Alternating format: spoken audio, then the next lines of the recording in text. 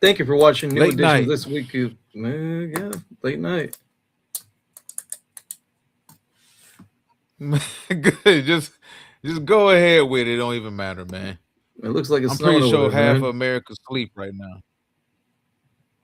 Yeah, you're probably right. Terrible. A little bit. How how bad does it look? All right, we cleared up. All right, thank you for watching a new edition of This Week in Pro Football. Fidel Barraza with you alongside, like always, Walter Stringer. What's going on, Walt? Up extra late, East Coast time, 11:32 p.m.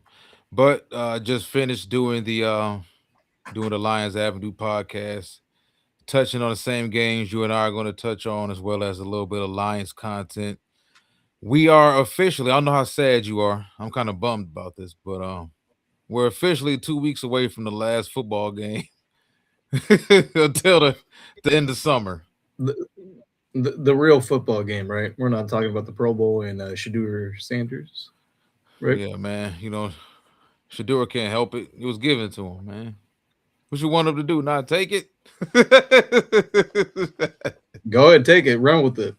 Well, listen, we all know, everybody that's out there listening right now, the Pro Bowl's been a joke since what? Sean Taylor hit that punter? And then the NFL said enough It's is enough.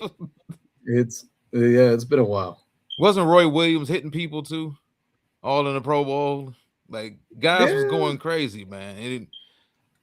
It was cool to see it from time to time, but I genuinely miss when the NFL Pro Bowl was a lot like the NBA All-Star game used to be, where, okay, both teams may do some showboating, some exciting stuff for the first 3 quarters, 3.5 quarters.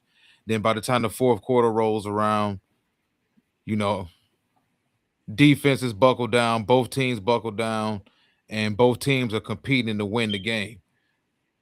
NBA All-Star game, NFL Pro Bowl game used to be exactly like that. Somehow, some way, and for whatever reason, it ended up becoming touch football, where guys are literally just hiking the football, all five offensive linemen stand up. And it's like, come on, man. Like, you can't. But, and I was talking to my brother about this recently because we were having the same exact conversation. Blame the money. The more money these organizations, these leagues make, the more valuable these players are to them as assets. You look at situations. I think Edwards' situation changed a whole lot in the NFL as well too. When Robert Edwards, for people who don't remember Robert Edwards, former Georgia running back, who was he with when he tore his ACL in the Pro Bowl games? New England? Wasn't he a New England Patriot? might have been. Yeah, I believe so. yeah. So there were some signature moments I think that occurred along this timeline that made these organizations and the league say, you know what, these players, they're our number one asset, and we don't have a league without them. It's going to kill the NFL not having Patrick Mahomes out there, the first half of the season. But who knows? He's been talking that he'll be ready for training camp and all this other stuff, and it's the competitor in him. And if you think they officiated him differently before that injury, how you think he's going to be officiated when he comes back from this? No, he's gonna be untouchable. Literally. Then Patrick Mahomes comes off of warms ups in an Untouchables t-shirt. He's the Hmm. Elliot Ness of quarterbacks. That would be funny if he came Yeah, out with a Untouchables t-shirt, though. yeah, it would be.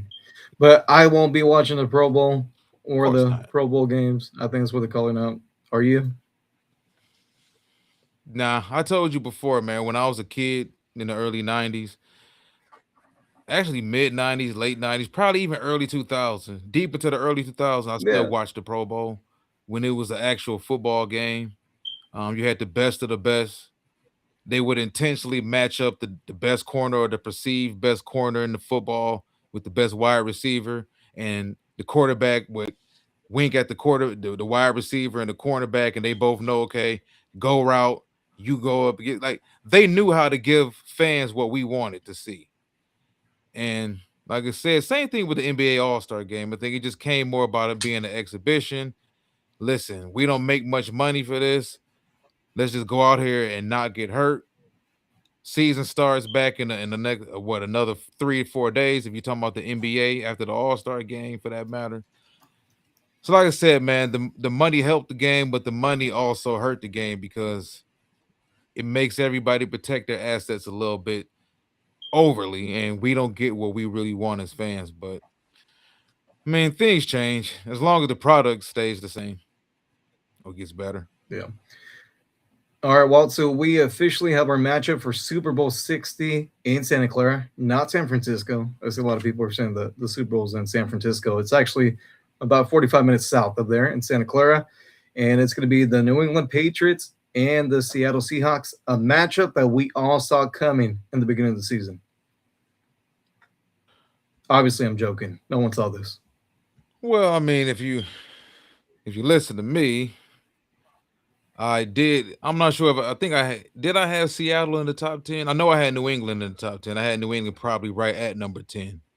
For that matter, I felt they were going to be a good football team. Super Bowl bound, no. Drake May in his second year in the league. They made some good things happen last year. Got Mayo out of there, brought back Vrabel. How bad does this make you feel as a Tennessee Titan fan to see this? Like, who honestly you think feels worse in this whole Super Bowl matchup? Like Jets fans with Sam Darnold moving on, being 3 teams removed in the Super Bowl right now, and you're still scrambling for a quarterback. You turn around, you drafted Zach Wilson. He flamed out in 2 years. You tried the Aaron Rodgers experiment. You tried Mike White. You tried a lot of guys over there, Tyrod Taylor.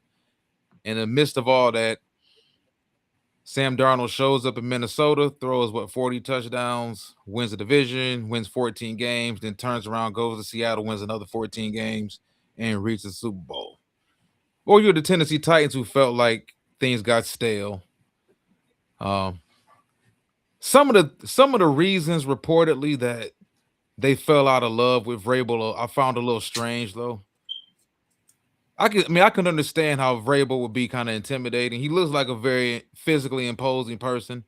And there were reports that he was scaring people around the organization. Well, apparently he didn't scare them too much because he still traded away AJ Brown. Yeah. Yeah. Well, some guys are a perfect fit for where the organization that they came from. He has the possibility to be the first guy to win a championship as a player and a head coach with the team that drafted him. yeah. How do you think the Bills feel? You saw New England win all those years, and then they have a couple of down years. They draft a quarterback, get a new head coach, and they're back in the Super Bowl. Should have fired McDermott and hired Vrabel. Well, they did, just a little bit too late, I guess. But let's start off by talking about that Patriots and Broncos game. Obviously, close game. The weather obviously was a factor in the second half. The Broncos going for it on fourth down. They had an opportunity to go up 10-0. They chose to go for it. They don't make it. And you can kind of just see it was just a different game in the second half. We talked about this. It's kind of embarrassing. Saturday. Yeah, we talked about We this talked about it on Saturday. And you, I, and Ashanti were all sitting around glazing the offensive coordinator, head coaches. Sean Payton could do no wrong, and Sean McVay could do no wrong. But this goes back to what we talked about pretty much all season. That LA Rams team this year was fail proof as long as the head coach doesn't get in the way. What was the common denominator in every loss for the Rams this season? Going for it on fourth down. Special teams. Coaching decisions. Yes. No one told you to go up what were they up 23-3 on the Eagles? Or 26-3 or something like that. Nobody told you to Something go like up. that. Yeah. Nobody told you to go up by 23 points, 24 points on the team and keep throwing the damn football when you're already averaging 9 yards per carry. Nobody told you to run the ball down the 49ers' throat on that Thursday night. have that defense reeling and falling apart, then decide to say, screw the run game. I'm going to let Matt sling this around a little bit and choke the game away. Yeah. He's the, I mean, but like, this team should have won it. You and I talked about it. Even Seattle, this team should have won it. This team, if they would have beaten Seattle, they would have beaten New England, I believe. I think yeah. Denver, they would have caught hell with Denver's defense, but they would have made enough plays to beat Denver. Here's the thing, too. We talked about this on Saturday about Sean Payton and McVay being overly aggressive when they don't have to. Take the points. What happens in both games? They don't do it. They go for it on fourth down. Yeah. Um, we talked about head coaches getting in the way. Some of the all-time Yeah. great head coaches understand that players play, coaches coach. I'm going to let my talent do majority of the heavy lifting, and as the head coach, it's my job to manage everything that goes on around that, what they can't manage, temperaments, working the refs, clock management, down and distance, time of possession, all this type of stuff is what you're responsible for. It's your job as the head coach to not get in the way of winning. And as much as we give those two head coaches credit, which is completely due, they're both Super Bowl winning head coaches. They both have a certain knack of getting in the way. I don't even want to necessarily. It technically it is getting in the way, but let's just say it's more so under the realm of over micromanaging. Both head coaches have a tendency to do too much sometimes. Let's just say to make a better comparison, the soup tastes perfect, but I'm gonna just add a little bit more salt to it. I'm gonna just add a little bit more onion powder to this. But Sean, it tastes perfect. Nah, it needs more onion. Like they have a tendency to just never be happy with how the game is going, and they always seem to get the itch to win their way. And you mentioned it, and I agree 1,000%. If Peyton takes that field goal and they make it, and they go up by 10 points, with the way your defense was playing and been playing all year, been playing since last season, you stood a good chance of winning that game. Just manage the game and don't get in the way, because you're not guaranteed to come back to this situation again. So Sean Payton should understand that perfectly. He should understand that more than McVay. When was the last time? Well, Yeah. how many years is Sean Payton removed from that Super Bowl against the Colts? Man, it Almost seems had like a two and lifetime a ago. half, decade and a half, almost What, 2013, 2014? against the Colts, right? Yeah, Yep. yeah. So he should understand as much as anybody else how tough it is to get back. He didn't get back with the team he originally got there with. So I don't know. What do you Yeah. think? Uh, Well, I mean, they couldn't establish a running game either. And that's one of the other reasons why they lost and New England won. Because, I mean, in the second half, New England was able to run the football in Denver, right? And then Cortland Sutton had a couple of drops, big drops, right? Obviously, that doesn't help. And you're playing with Jared Stidham. And we know that, Sean Payne have been talking all week. No, we trust in City. We trust in City. He can do it. Well, the elements change and the game plan changed as well. And I don't know. I think I saw something out there that Sean Payton said he wasn't aware that it was going to be snowing in the second half. I mean, if you're a head coach and I mean, how easy is it to just pick up the phone and check the weather app? Nah, That's it's crazy to me. The defense did enough to win the listen. football game, but the offense obviously was not able to execute. Let me ask you this: if it's a clear day, do you think Denver wins? Yes. Stidham out there, I kind of agree. I kind of agree. I don't think Stidham himself as the player was necessarily a problem. I think Stidham himself as the player putting those elements was the problem. Yeah. You give him And, and a more decent day. I think he can throw the ball around a little bit better. Um, I think Sean Payton can call he can open up that playbook a little bit more if the elements are different. But listen, man, you got to win regardless of elements in football. That's why I'm a big fan Yeah, of I, not everybody playing indoors. It's everything isn't going to be perfect. Weather sometimes does play a factor. It's football. I'm not in favor of changing everything, and I get it because everybody wants to host the Super Bowl because ultimately everything goes back to how much money I can get. Everything goes back to the yeah, money, but yeah, I think Bo Nix wins that game yesterday. I think he plays better than Drake May in that situation. Um, as much as people come down hard on Bo Nix, nobody's came down as hard on Bo Nix as me. Because I done seen so much damn Bo Nix going all the way back to Auburn, back to Oregon, where he turned things around, and he's gotten to the NFL in Denver, and he's been kind of like the old school Bo Nix that drove me crazy. It's like, come on, Bo. Like, yes, yes, yes, Bo. No, Bo. No, Bo. Yes, Bo. Yes. No, Bo. Like, it's so much of that. It's sort of almost like a young Stafford, so to speak. But um, I think Bo Nix is the guy for the job. So for Broncos fans or people out there who are still kind of like out on Bo Nix, I think Bo Nix, out of everybody, if you look at him, Jayden Daniels, Caleb Williams, Drake May, I'm not knowing if I'm missing anybody from last year's class. Was it Tyler Shuck? Or was Tyler Shuck a rookie? yeah. No, it was this year. Okay. Tyler Shook was a rookie this year. Yeah. All of these guys are this is a classic quarterback class, right? All of these guys are battle tested and they only 2 years in the league. Caleb Williams, second year in the league, playing in the divisional round of the playoffs.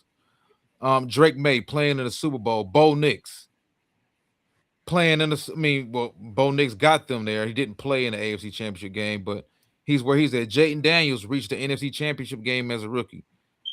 I'm not sure we've ever had a quarterback class like this where everybody by year two is like deep playoff seasoned, and it's very impressive. Yeah, and New England goes undefeated on the road, 9-0, I believe, which is a NFL record. And look, it's not a guarantee that Denver's going to be back in the AFC Championship next season, Yeah. right? I mean, obviously Patrick Mahomes he's going to be back coming off that injury, and just look, I mean, a lot of times everything has to go right in order for a football team to make it to the Super Bowl, right? Or even be good. I mean, or you can have bad luck like the Chiefs did this year. Yeah, I mean, nobody's given anything. You got to go out there, Nothing. reinvent yourself every all season and earn it. With listen, we've seen it with multiple teams and quarterbacks. If you hit on the right head coach, this is why I'm still so high on the Raiders because you hit on the right head coach, the right OC, and the right quarterback, and you're good for 12, 13 years. Like it's kind of that simple, but it's not that simple. I think out of any of them, I would rather hit on the quarterback first. Because if you hit on the quarterback position, if you're the Raiders, with everything that you already have in place, skill position wise, make a couple acquisitions on the offensive line, whether it be via NFL draft or free agency. And if you're the Raiders, you're competing with the Chargers next year. I don't think the Chiefs are going. It's weird with Kansas City because they don't know who the hell their week's one start is going to be.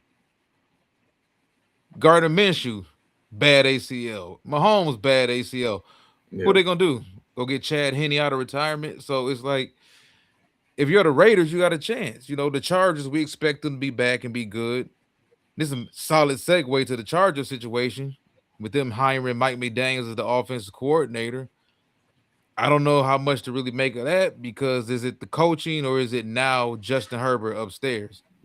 Now, to me, he gets a get out of jail free card for the failures this year because that offensive line was god awful. That was an embarrassment, a complete embarrassment. Those were veterans out there. Those weren't even kids out there. Like, those were veterans out there that act like they had no idea at all what the hell is going on. Yeah. Now, that's the whole thing I have noticed about the Chargers offensive line this season. They don't handle stunts well at all. The Chargers kind of not the Chargers, but the Houston Texans kind of exposed that in the playoffs a year ago. They handle stunts very poorly on the interior. Tackle wise, those two tackles are great. Look at Problem that. is, neither one of them Look at play. the Patriots game. Yeah, yeah, yeah. Yeah. Even Will Campbell. I mean, listen, I mean, Will Campbell played well at the beginning of the season, but it's like after he came back for that you injury, got to be. Mm, he didn't look the same. After that injury, he didn't look the same. yeah, no. I mean, they got some questions Yeah. about Will No. moving forward. Do you want to move him to guard? Uh, are you happy with him at left tackle? Do you think he's stout enough to anchor the run game behind at right tackle?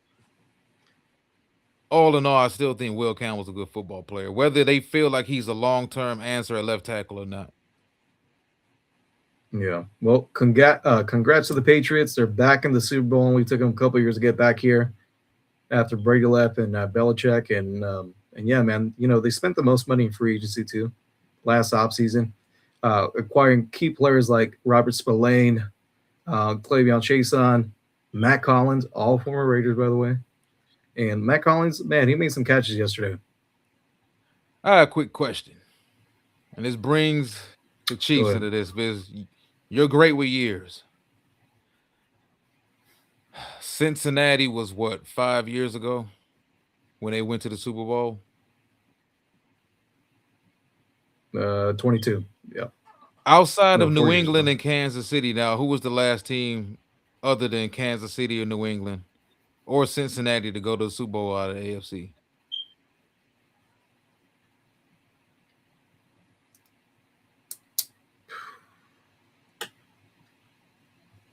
I don't know. Give me a minute. Somebody asked me It's this been a earlier, while. and I couldn't off the top of my head. I couldn't figure it out. I started to research it, but like I don't want to research it. Uh, Broncos? No, that'll be someone else. You might be right. Hmm. Broncos, Panthers, Denver. I think Denver was the last team. That was 10 years ago. Yeah, it's been it, the 1 year that the Chiefs trip and fall down the stairs. New England steps over them and walks Yeah. right back through the door. Or was it Baltimore? Hell no! You talking about the San Francisco Super Bowl? Well, no, it was before that, right? Yeah, it was. It I was think it was Super Denver, Bowl Carolina. 40. Yeah, no, Denver. Yeah, Damn, that was a long time yeah. ago. Then Patriots, Chiefs, and 1 year the Bengals snuck one in there. That is crazy that the Chiefs have an off year when they have an off year. New England picks up the ball and runs with it. Yeah, I mean, It's not fair, man. I don't think anyone saw this coming. That's not fair, but it is what it is. And credit to Robert Kraft and the organization. Obviously, they knew getting rid of Gerard Mayo was going to be the move, and bringing back Mike Vrabel to be the head coach, and Josh McDaniels will be the offensive coordinator. He might not be a good head coach, but he's a pretty good damn offensive coordinator. Oh, absolutely, man. Absolutely. I think if you look at these two teams, it's a mismatch. I think if you're talking about overall talent wise, comparing roster to roster, but I think this is going to be a very, very fun and tedious breakdown that we're going to do over the next couple weeks because this matchup I think is really closer than people think. Um, if you ask me right now who I think wins, I would say initially I would lean towards Seattle, the way most people would. Mm-hmm. But even if you look at the parallel of their rebuild, so Brady left New England 5 years ago. They traded Russell Wilson. Was it what, 4 years ago? 5 years ago? He been Oh, gone. 5. And in the same Yeah, amount of time, now they've had different journeys. Both organizations have had different journeys over these 5 years. But both of these, I yeah, would say but so. both of these organizations lost figurehead head coaches in the midst of all of this. They got rid of their franchise quarterbacks, plugged in some guys via free agency, drafted a guy here or there, hired defensive coordinators, even though Vrabel's not a coordinator by trade. He ran the defense in Tennessee, All reports are in New England. His hands are all over the defense in New England, and they're right back in the And he Super was a Bowl. linebackers coach with the Texans under Romeo Cornell, I believe, too. So Also, were these two organizations the last two matchups against each other in the Super Bowl? Seattle, New England. Super Bowl Yeah. 42. So yeah, they were both each other's last opponent, right, in the Super Bowl. Yeah. Okay. I think we can get a damn good game. Oh, you know what? No, well, the Patriots played against the Rams with 18 or 19. 2 years, that was Yep. what, And 2 years before Golf left. 2 years before they traded Golf. Golf been yeah, 5, 6, 7 years ago. Yeah, it was a low scoring Super Bowl. Yeah. absolutely ugliest in history. Yeah. All right. Well, let's get into the NFC Championship game. Us. Why? Why Ooh, not us, Willie? Man, I've been asking that, man. Lions. That should be the Lions fans' new T-shirt model. That's I Why figured he was not a Lions us? fan. Yeah, I don't know. Ask Dan Campbell. Him, apparently Sean Payton is the one that taught. Sean Payton was the one that Taught Dan taught Campbell the ropes. Dan Campbell to go for it on fourth down. So, all right, let's talk about the NFC Championship game between the Rams and Seahawks. Now, this one was a good game. Seahawks win 31-27. There was some questionable play calling, I guess you can say. McVay going for it on fourth down, them not making it. Cooper Kupp, towards the end of the game, catches a ball, gets close to getting the first down. McVay calls a timeout, is thinking about challenging the play. He does not. And essentially, time just runs out for the Rams. Ton of mistakes. Listen, we've been talking about this long enough all season, man. I mean, the common denominator for the Rams when they lose games this season has been coaching. McVay costing them games.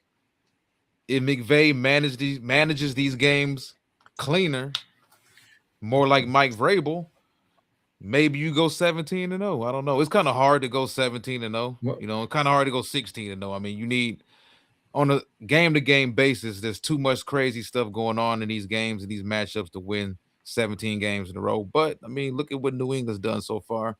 Regardless of who their opponents are, they've won, 16 out of the last 17? 9-0 on the road. Sometimes these teams are just imperial like that, and they just have a really hot, great year. But, this felt like the Rams' best opportunity. But who am I to say? Listen, man, they lost in the NFC Championship game. All signs so far points to Matthew Stafford coming back again after coming he's off coming back. coming off another 40 touchdown season where he played like a league MVP. And this He's going to team win it, has in two my opinion. this team has 2 first-round picks in their back pocket. So they have the Yeah, I ability to mean, either add 2 elite young players via the NFL draft, or they could take those 2 picks and go get an elite offensive lineman. Even though teams typically don't trade left tackles and stuff like that, but they have the ability to take those 2 first-round picks if they want to and go get a TJ Watt, or go just throwing his name out there. I don't know if Pittsburgh wants to or would even intend on it's a lot of trading him, money. but right. Too much Just money, in saying, my like, opinion. somebody always becomes available. A couple people always become available every all season. And the Rams, the thing is they need a corner. They don't necessarily need front seven help anymore. They've done a damn good job of building their front seven the last 3 drafts. They need a corner, a safety. Now you can say, hey, you know what? If Caleb Downs falls to number 13, Rams take him. I think the You take Rams, him. You take him. definitely. And then you figure out what the hell you're gonna do with the. So they're picking what? Was it 29 15th? now? No, I'm talking about their pick, the Rams. They're Oh, picking okay. You're not talking 29. about the Falcons pick. No, the Yeah, but Falcons they have pick the is what, Falcons pick too. 13? Yeah. So I I'm thought it was saying, like, 15. if 15, No, okay. So if Caleb it's up Downs, there. No, if Caleb Downs falls to 15, you're talking about adding an elite defensive back. You run that card up there. Now, what you decide to do at 29, you can trade that pick for more picks if you want to just keep, stocking the shelves with young talent defensively as well as offensive line wise, start developing some people, probably draft the quarterback mid-round to help develop behind Stafford. The Rams ain't going nowhere. McVay's not going anywhere. Still a damn good head coach. If the Rams were to fire McVay tomorrow morning, there would be teams firing their head coach to put a bid in. I mean, the Raiders will So fire a head coach, and they don't even have one yet. So the Raiders would give up draft picks for Sean McVay, not the number 1 overall pick. But no, I think if that happened, there's no way he will be able to walk. There will be a situation like him, Kyle Shanahan, also where if you want one of those head coaches, you got to give up draft compensation. yeah. Hey, but I want to go back to that play where Cooper Kupp catches the ball. He's close to the first down marker. McVay calls a timeout, and it looks like he's waiting for his team to tell him, like, hey, challenge it up in the booth, right? They don't do it. I mean, essentially, you ran out of all your timeouts. In that position, you might as well challenge the play. I mean, what's the point of burning one timeout? You at least have to see, because I think he might have been a little bit short, right? So, I mean, if you're in that position, instead of calling timeout, just throw the flag. What's the worst that can happen? You're gonna get a timeout taken away. You just use that. I think sometimes, even though these guys are the elite of the elite, they still have brain freezes, and whether it's Clock at home, management. yeah, and I think there's a lot to coaching on the road. Like in that environment, you got less than But 60 they've been seconds. there, Walt. No, I get it, They've but been there. there's still human They beings play that handling once a pressure. year. There's still human beings handling pressure. Listen, sometimes your toilet clogs up for no reason. Your bathtub will clog up for no reason, man. So it gets, I get it, but these head coaches, we forget too. They have technically they have 60. They don't really have a full 60 seconds to get all the information in that they need to make sure this next play sets off without a hitch. And Here's the this thing, a though. split second decision to figure that I out. Do know. I I throw the understand field goal? that. And I think they But here's the thought thing: they were if going you to know pick it that up you might, anyway. okay, but if you know you might not get the ball back, you knowing how much time is left in the game, how many timeouts you have, you don't think cross through his mind like, hey, I should just challenge it and fuck it. If we don't, we don't get it, we don't get it. I think he was really under the impression that I'm gonna save Stafford all of these timeouts, and But you're already down one. You already had burned one, I so you have two. I You get get it. 2 minute warning. I get it. It could. I'm just trying to find some sort of reasoning behind it. I think he screwed up, and he screwed up. You can see how aggressive he Yeah, was in the post game presser. Coaches are only that aggressive after losses when they know they screwed up. Let's be honest about it. And like I said before, man, I love McVay. I've been giving this dude the utmost credit. I've been talking about him and how he's won more than Kyle Shanahan over the long run in the playoffs or whatnot. But he has a tendency to have these type of situations. And was this their best opportunity? I don't know. You're not guaranteed to come back. You could have situations next year where you got a ton of injuries. Injuries bite every team, at least every other year. So you're not yeah, guaranteed to be back here again. Seattle's not guaranteed to be back here again. You Giants could be a whole lot better. The Commanders could have a great all season. The Eagles could be back better. Detroit, Minnesota, Green Bay. I don't know about Arizona, so to speak, but yeah. No, a healthy and San then Francisco. you start thinking about the last game that they played against Seattle in Seattle, that Thursday night football game when they were ahead by double-digit points in the second half. You start thinking about the game they played against the Falcons, which they lost, and I mean that might have been the difference of then hosting the game. And the game would have been in LA and not Seattle. Okay, and once again, you drop one The at what ifs. Carolina that you had no business dropping, right? And what happened in that Yep. game? You built a lead, and instead of playing boring football, it's like Kyle Shanahan will do it. McVay is like McVay almost, and I'm not trying to disrespect him, But I make the video game comparison with a person who's, let's say you're playing Madden and you're just running the football at will on the computer. But that's not really that much fun. I'm gonna start throwing the ball a little bit. I want to have some fun. Interception. Damn, that was my fault. Won't happen the next possession though. I got to get this back. Another pick. And it's like it just happens. It's almost as if he gets bored with averaging 9 yards a carry, and he'll just go away from it. Okay, it's almost as if, okay, I literally got the rushing attack going just so I can throw the football. He won't get the rushing attack going just to lean on the rush attack all game. They had about, if you look at 3 of their losses this season, or at least 2 of them for the Rams, there were cases where he could have ran the ball 37 times and won those games by double digits. If he would have just kept running the football against Philadelphia early this season, they probably would have beat Philly 40-3 or 40-10 or something.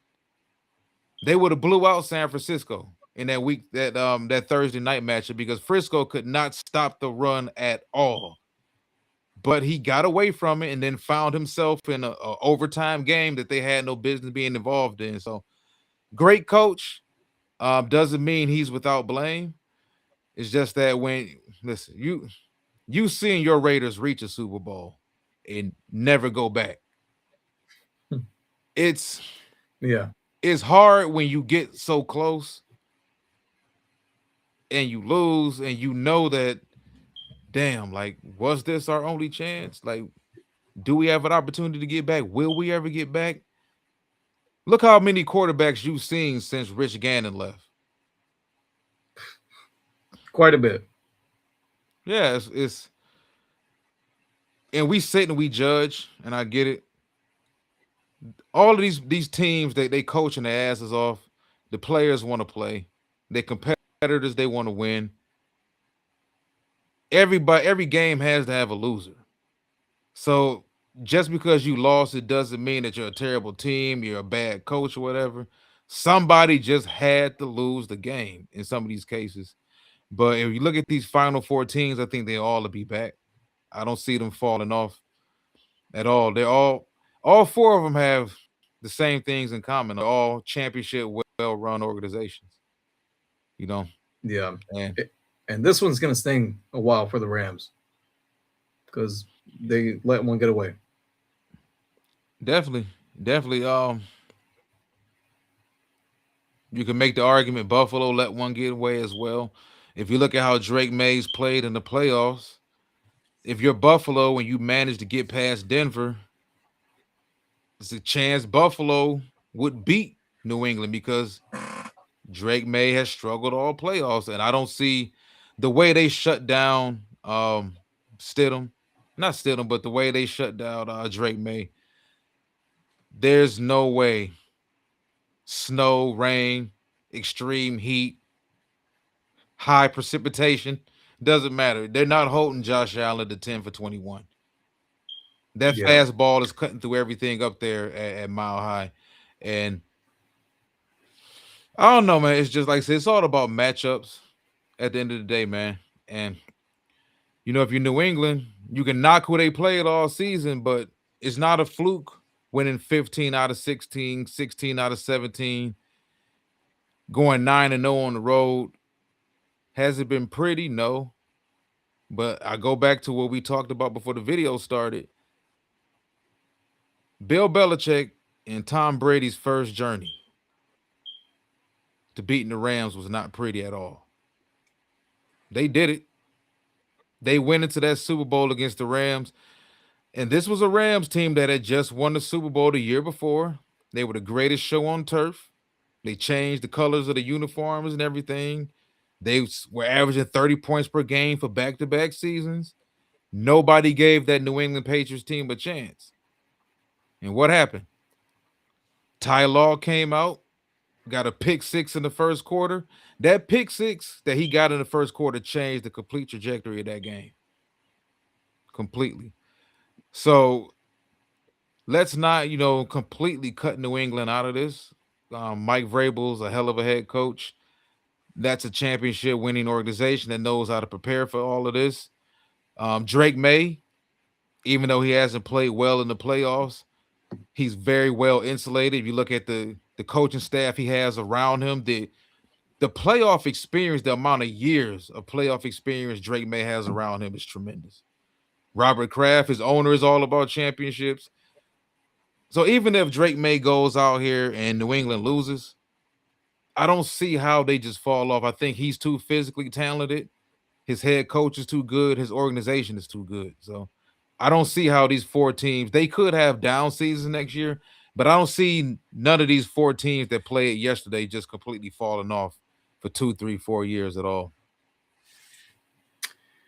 Let's talk about the Seahawks.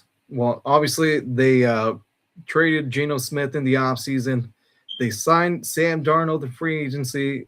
And, some of the questions were, Sam Darnold, played well in Minnesota, but that's because he was with Kevin O'Connell. And then once he got to the playoffs, he did not play well, right? So, and then we're talking about a guy that was obviously drafted by the Jets, and then he was traded to Carolina, and then from Carolina he went to San Francisco, and from there he went to Minnesota, and then now ended up in Seattle. He's played well essentially all year.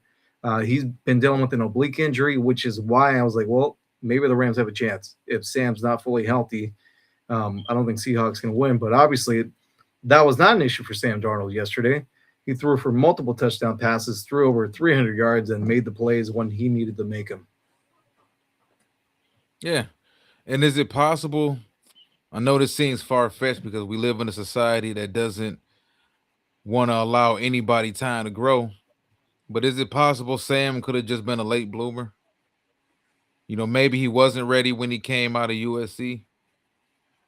Maybe he was a guy that wasn't ready when he came out of college and he went to a piss poor organization that didn't know how to handle a quarterback or barely handle a beer and set him up for failure.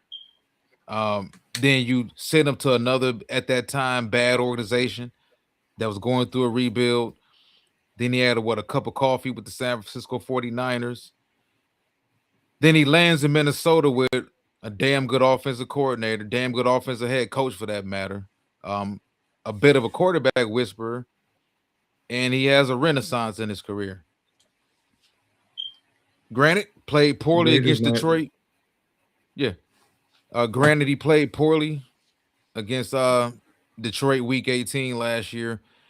Played poorly in that playoff.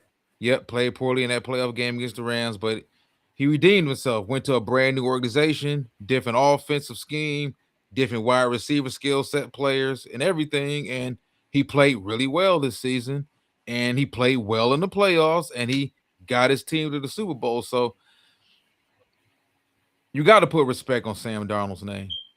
I think once somebody plays at an elite level for at least 2 years and gets to a Super Bowl, whether he wins it or not, if he wins it, that just puts the icing on the cake. But the Darnold disrespect got to stop. It got to, because it's not like he was one of these quarterbacks that just went along for the ride. Listen, Drake may 3, 4 years, 5 years from now, Drake may have went to 3 Super Bowls. He may play poorly in this one in 2 weeks, but that may set him up to play excellent in the next 2. If Darnold wins this Super Bowl and he plays well, there's not much you can say. You can't play him the way that elite Baltimore Ravens defense, the way people tried to play Brad Johnson in that Trent Dilfer in that situation, or the Tampa Bay Buccaneers elite defense that had Brad Johnson. Yeah, well, they won the Super Bowl, but the defense did all the work and the quarterback just went along for the ride. Darnold didn't just go along for the ride with this. Like, Darnold played damn well all season. Darnold made big-time throws last night. Darnold picked up first downs with his feet. Like, Darnold played a valid role in all of this. So this isn't just, he just had an elite defense. No, like, give credit where credit is due. Like, Darnold had a big hand in all of this all season. So proud of him. I'm not one of these talent evaluators who looks at players and say, you know what, I said he was no good 10 years ago, and I hope he's never good so I can be right. Like, I want to be wrong. And I was wrong about Sam Darnold. I felt at the point in time where he came out, he just wasn't ready, and he went to the wrong organization. But like I said, he could just be a guy who's a late bloomer. And it's okay to give somebody a second career, and he for damn sure had a second career. Very Chauncey Billups like. Yeah. First quarterback from the 2018 draft class to reach a Super Bowl. First USC quarterback to reach a Super Bowl. I was surprised on that one.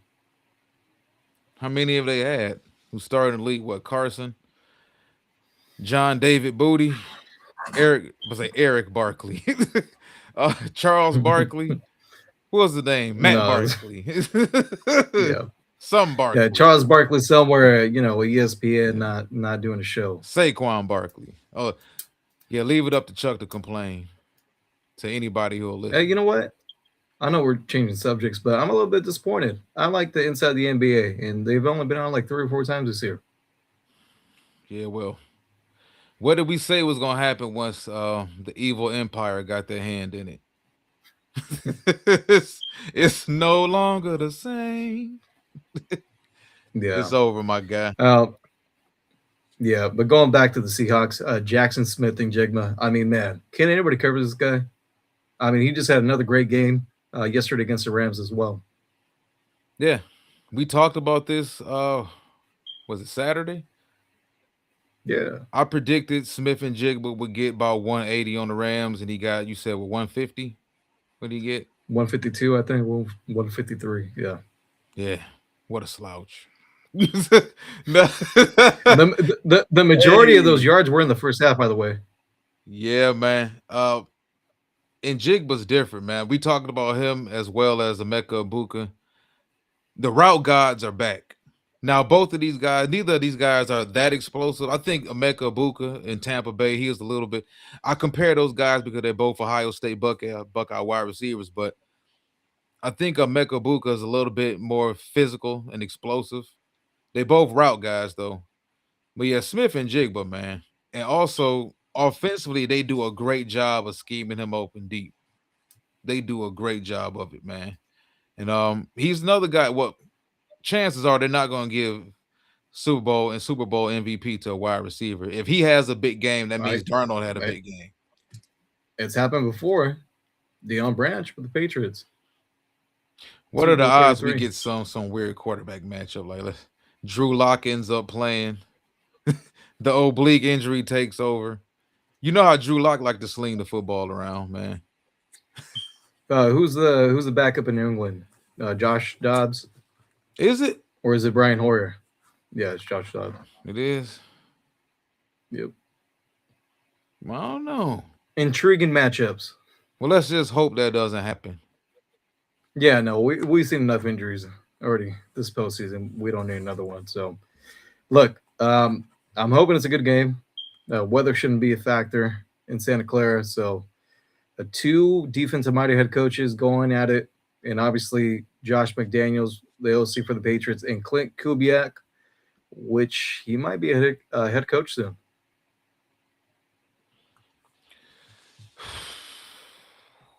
Makes me sick. Now, you know, What does? I'm just. How do you feel about the entire coaching hiring process? I don't like it.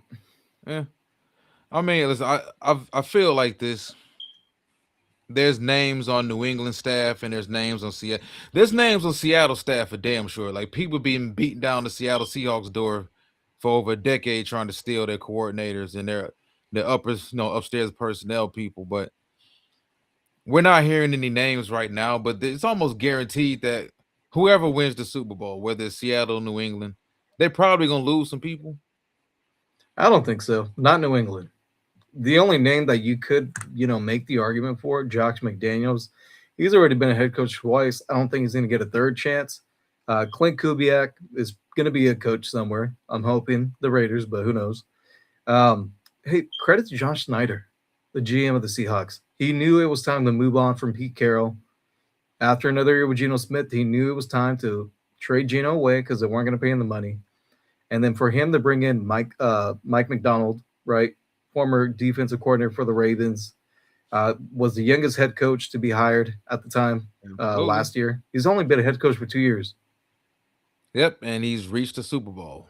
Uh, this is a guy who I understand. Like for most fans, we hear about the offensive minded head coaches, the OCs, the hot new innovative guys on offense.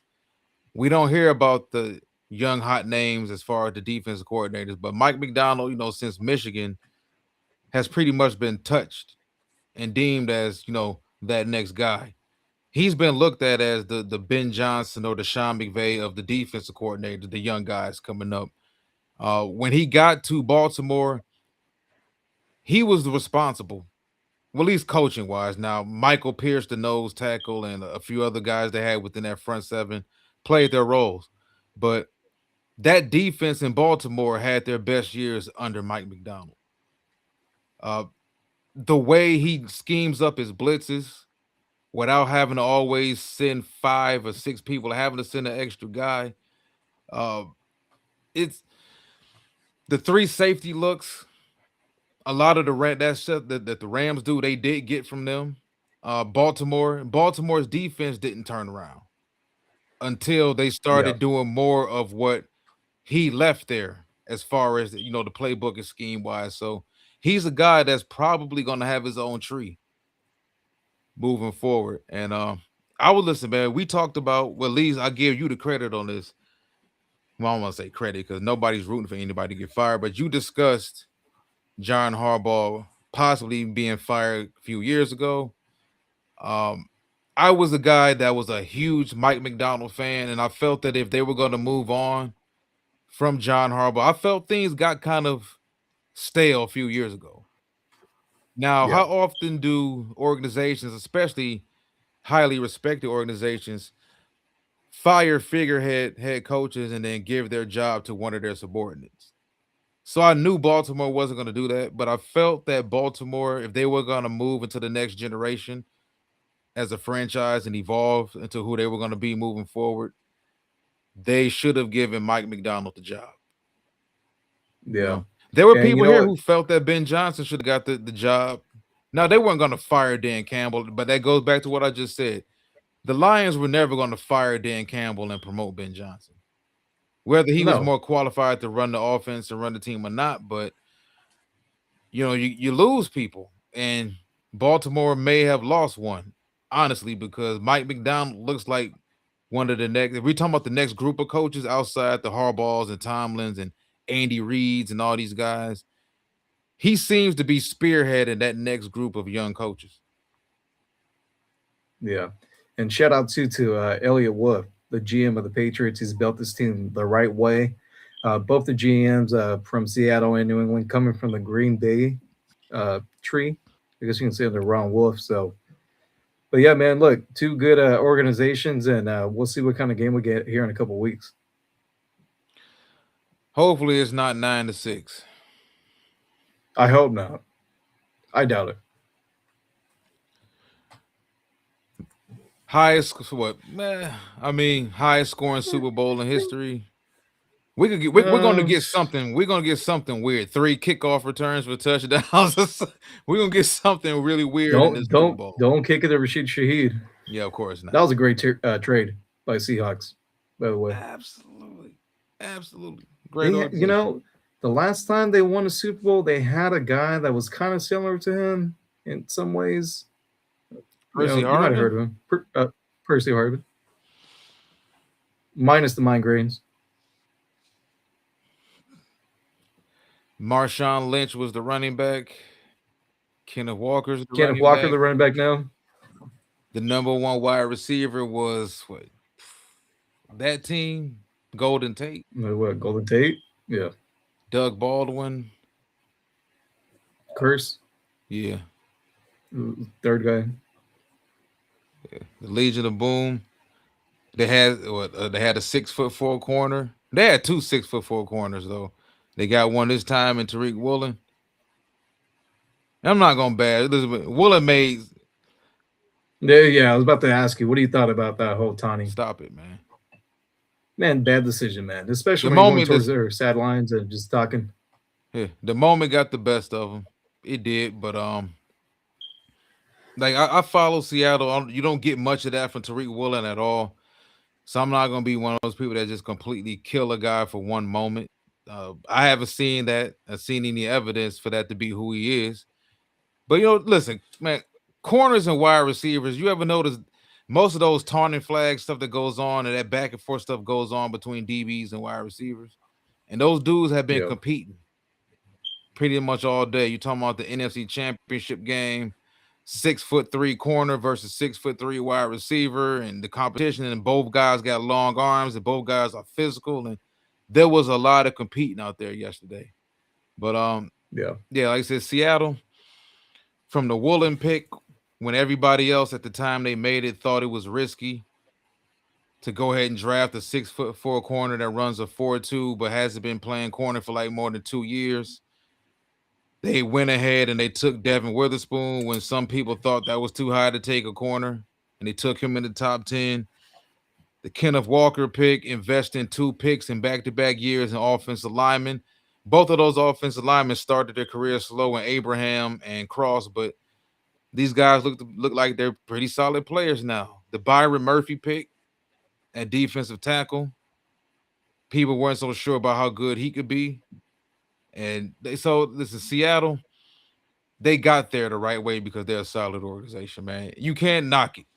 It has to be the organization. Listen, 2 Super Bowls under Pete Carroll, 1 Super Bowl appearance under Mike Holmgren, and now they got 1 Super Bowl appearance under Mike McDonald. All of that's happened since 1999. So the one constant in all of this has been the organization. And then listen, it was what Russell Wilson twice, Matt Hasselbeck, and now Sam Darnold. Yeah. Each year they've hosted the NFC playoff championship game. They've won and made and reached the Super Bowl. Yep. And what divisional opponents? They beat San Francisco there. They beat the Rams there, of course. Who else did they beat there? Wow. The Saints. Yeah. They beat the crap out of the Saints. Yeah, he did. The Cardinals. Yeah. So Yeah, I mean they beat up on some teams pretty good this year. yeah. They have a strict set of rules and parameters that they stick to. I don't know if you was it is it move the stick? It's not move the sticks. Moving the chains. No, not even moving Pat the Kerwin chains. and Jim Miller. No, the Seattle because I listened. I forgot the name of it, but the Seattle Seahawks podcast with The locked in. Rob Schneider with John Schneider, and like he sounds like a very regular down. Well, he was 29 when he broke into the business. Yeah, but he talked. Yeah, the host and everything. Like he's a really downer. He swears and everything. Like he's yeah, I've heard him on an interview actually with John Middlecoff, the 3 and Out podcast on the Colin Cowherd podcast network. Shout out John. I listened to the interview he did with John Middlecoff, and yeah, man, he just seems like a normal guy. Yeah, you gotta look at how young he was when he got into the business. 16 years as a GM. And people thought the Seahawks, this is the organization. People thought the Seahawks were nuts when they hired him. And when he talks about his journey, it's very inspiring too, because when he talks about his journey and how he broke into the organization, and people viewed him as, oh man, who the hell is this kid? This keeps hanging around, and I don't know, man. That kid's got some damn bright ideas. You better listen to him. But it's refreshing to hear an organization give people opportunities and be that open to different ideas. But they do still have a strict set of rules and parameters that they stick to, and they have a really good chance to win there with their second Super Bowl. Like this has been a very well-ran organization since 1999 when Mike Holmgren came there, and they made him head coach, GM. That was also a move that people thought was ridiculous at that point in time. But listen, man, you brought it up. He brought that Packer tree there, and he uprooted that Seahawk tree that had been infested since the 70s, if I'm not mistaken.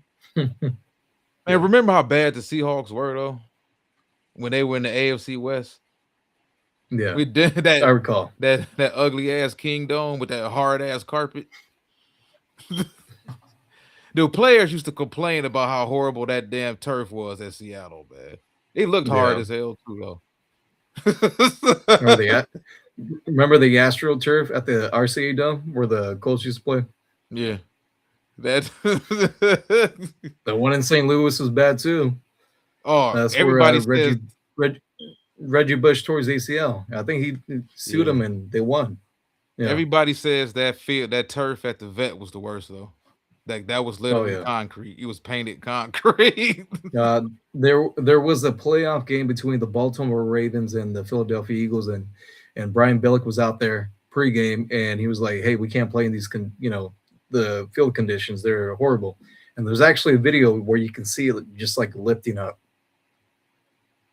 when someone was stepping on it. Yeah, it's crazy. It's on YouTube if anybody's interested in seeing that. All right, so obviously we're going to have coverage on Super Bowl 60 here for the next couple of weeks. A couple of notes, though, that I want to go through real quick. Davis Webb, assistant coach with the Denver Broncos, he has interviewed with the Las Vegas Raiders, and he is now going to interview with the Buffalo Bills. Obviously, both teams still looking for a head coach. Mike McCarthy looks like he's going to be the new head coach of the Pittsburgh Steelers. Mike McDonald, the new OC with the Chargers, and everything's kind of pointing, Walt, to Jim Schwartz being the new head coach of the Browns. Mike McDaniels. Oh, my apologies. Mike McDaniel. Mike McDonald did not take a demotion to go work for Jim Harbaugh again. Too many Mikes, too many McDaniels. McDonald, McDaniel. How about the nerd, the geek? He is the new offensive coordinator now for the Chargers.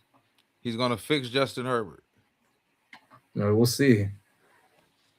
I don't know. You don't know about what? You don't think he can fix Herbert? Herbert's I don't know. Maybe in the playoffs. Maybe not. I mean, who knows? He's had some bad luck, though. But, yeah, nobody wants to hear it. It gets to a point in time where you got to overcome some stuff. But I don't understand how people think he was supposed to overcome that awful-ass O-line play. Well, he overcame the O-line play all season, though, just to be honest, you know. Yeah. So Mike McDaniel, the new OC, and we'll see if he's able to help out Justin Herbert get through his playoff woes. And yeah, man, the Browns. Apparently, if you want to be a head coach there, you have to write an essay. And also, you have to go wait in the lunchroom until it's your turn to come in. One juice box and 1 cup of applesauce per applicant. Oh, and then also you have to pay for that. Oh, I'm sorry, that's the Arizona Cardinals making pay for food. Hey. We don't promote parking here. Now, you listen, we just talked about this. It kind of goes against everything we talked about with the Cleveland Browns organization for years, though. But like, if they hire Jim Schwartz as head coach, depending on what the plan is offensively, because if you're Cleveland, you kind of have to go. Even though I may not go offense, they got 2 first-round picks, so I'm not sure if I would go offense. If I'm not, don't they have 2 first? Yeah, they do. So I'm not sure if I would go offense with both of them. I don't expect Jim Schwartz to go offense with both of them at all. He's a defensive head coach, and defensive head coaches, what do they typically do? Okay, well, if you tell me I got to if I got 2 first-round picks, one of them got to be a defensive guy. Like, look at what happened with even though Will Anderson is a damn beast out there. But, with Houston, when they drafted C.J. Stroud, they doubled back, traded back up a pick later, and took Will Anderson. So if you're an offensive coordinator and you're talking about taking that, or you're considering taking that Cleveland Browns OC job, it looks like your job is going to be to make sure you get Shedeur Sanders to become the best player he can be. And if you're the Browns and you're picking that number 2, not number 2, the Jets are picking number 2. If you're the Browns, unless you plan on giving up a bunch of picks and calling the Raiders to move up to number 1 to take Mendoza, you're not getting a quarterback this year, not in the first round, not in the second round, for that matter. So it seems to me that it would make most sense to just go ahead and build around Shedeur Sanders, at least see what you got in him. I don't care about him being a 5th-round pick. Russell Wilson was a 5th-round pick. Dak Prescott was drafted where he was drafted. We've seen later round guys, mid-round guys become starters. Even if he's not ultimately the long-term answer for Cleveland, you at least this season coming up owe it to yourself. I'm not saying you got to just give him the job, but at least you saw what you saw in him. If you were willing to give Dylan Gabriel an opportunity, why would you not be willing to give Shedeur Sanders one? And if you look at this draft class Cleveland had this past year, Mason Graham, big time impact player for them on the interior. Harold Fannin Jr. came on strong, shocked a lot of people. Might be the best tight, well, not the best tight end league, but they're not going to give him offensive rookie of the year either. But this could have been a situation where we could have had a tight end win offensive rookie of the year in back-to-back years. Like, that's how good Harold Fannin Jr. was this year. The Browns hit on an entire draft class, and they have an elite defense. So if you're Cleveland, and we don't have to necessarily get too deep into the draft right now, but you take a guy like Shedeur Sanders, he has David Njoku, he has Harold Fannin Jr., you got Quinshawn Junkins. You fix that offensive line a little bit. You give him a big-time wide receiver, somebody that can make some plays, not a little small smurf, but give him a legit guy, a 6'2", 6'3" guy that can make some plays that he can depend on. Because Cleveland's whole issue is not the defense. Like, if Cleveland could have averaged 25 points per game, they could have damn near made the playoffs with that defense. But they couldn't score. And as good as Stefanski was his first couple years in Cleveland, those final 2 years in Cleveland offensively were the worst ever in NFL history. And that's something that I can't just erase, because we've seen other head coaches not have a good quarterback for 2-3 years, but still manage to manufacture offense and win games. And going 15 straight games without scoring 30 points is ridiculous. That's damn near a full NFL season without cracking 30 points. I don't give a damn who the head coach is or who the quarterback is. No NFL team, the NFL is not set up for you to go 15 straight and 30 points. I forgot how many straight games they had without scoring. I think they had like 7 or 8 straight without scoring 20, which is wild over that period of time. So, but I do think Cleveland is an attractive job as an OC, because you got a defensive minded head coach who is going to give you great support with the defense. So as an OC, I know I got great support from my defense, and my head coach is going to handle the defense. All he needs me to do is just figure out a way to make Shedeur Sanders a good player, give him some tools to work with, and just fix the offense. And you can be here with me for the next 5-6 years until you become a head coach. And I think ultimately that's what any OC wants. We talked about the Aaron Glenn situation, how the Jets have, reportedly, allegedly, they have candidates telling them no, they don't want the interview. No, they don't want the job. And we discussed a couple of reasons why some of these OC candidates may not want that job. Yeah. All right. On that note, thank you everyone out there for watching and listening. We'll talk to you guys soon. Have a good night.